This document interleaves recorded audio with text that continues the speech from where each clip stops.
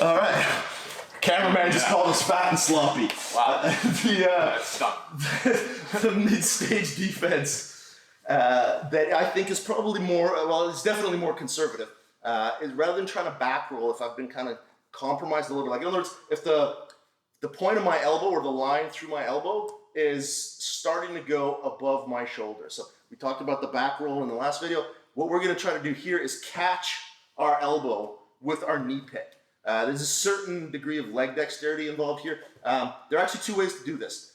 Some people just grab over top of their knee. I don't find this as structurally sound. Can you still like rotate into a back take here? Or a reverse Ezekiel? Yeah. Oh.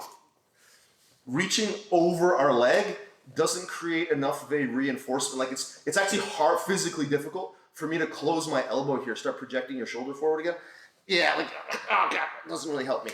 So if you can only do this, it's okay. But if you can do this, what my calf is doing now is pushing down on my arm, which is my elbow down. Exactly. It's opening my shoulder and pulling his elbow down. This is a really good mid-stage defense. This is also a pretty good one for like arm bars type stuff.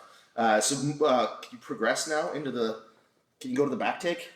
Oh, it's going to take a lot more effort for me to try and... And now my other arm is in, and then I can just release this and go back to what I would normally do, which is drive against him, try to get my elbow inside, and just regard. What's awesome is that you also close the inside space with that knee-elbow connection. So yeah, like there's no way. I could adjust my angle. So like if you look at this, there's still, if you take the back side of this, so go into the position for a second.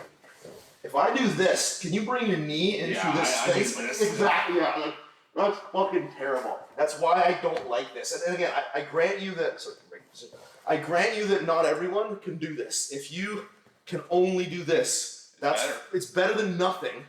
But a skilled attacker, it's knowledgeable in this position. And when we say knowledgeable in this position, I don't just mean arm triangles. I mean the ability to transition to the back is honestly probably 70 or 80% of what we do here. So just know that if you do this, you've done nothing to stop the subsequent attacks. You've done nothing to stop the mount. When you do this, you've taken everything away. It's just, again, to do this, the rough requirement in terms of leg dexterity and flexibility is you need to almost be able to touch your knee to your shoulder. Like I can reach in here for like this. This is still good. Let's just kind of, just to illustrate, even if I can't bring my knee all the way, it looks like my goal is to wrap my biceps and forearm around my leg. Your knee is pushing into my shoulder. Yeah, but if I can't do that, let's say that I've got pretty crap flexibility, this will get you started. And now, like, this is still better than nothing. He got his knee in, but he's not able to separate me. And I can reinforce this with my other hand like I would like a Williams guard or something like that. And then I can start moving myself back out and trying to get this elbow in.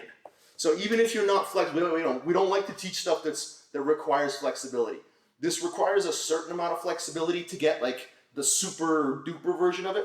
But if you can simply insert your wrist in the crook of your knee and let's say make an S grip. So this would be like the minimum flexibility required here. So progress now.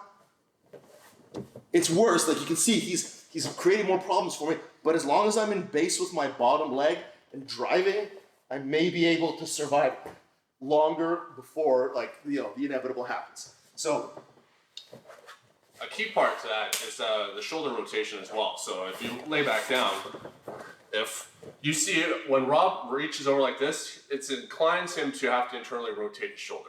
And so his elbow naturally will start lifting up. My goal with an arm triangle is to internally rotate the shoulder, get his shoulder up to his neck. As he reaches to the inside, his elbow drops so much tighter to his body, and he starts to externally rotate, which then brings the shoulder further away from the neck. So you get better knee-elbow connection, but then you're also relieving more pressure off. You're creating that, like our main conceptual consideration, which is to undo the internal rotation of the shoulder, is very readily achieved by this grip.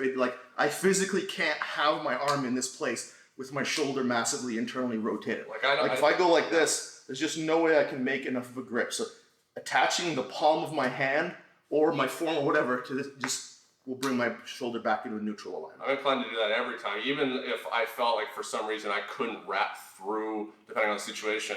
I don't know how you feel about it, but even if it was an open circuit with your elbow to just your knee, here, like yeah, this, exactly. I'd be more inclined to have the lack of strength from an open circuit, but have the external rotation rather than a closed circuit with like internal this, with rotation. exactly. Yeah. Yeah. So I massively favor this. If this is all you can do, like if you're just incredibly inflexible and quite portly, then sure, this is something, but it's Or barely anything. Later stage. So I will Yes. do this. So like if I've internally rotated Rob's shoulder enough, if he tries to bring the elbow down to the inside of his knee, I just can't it's just physically not do happening. it. So reaching over top allows him now to start stomping. Yeah.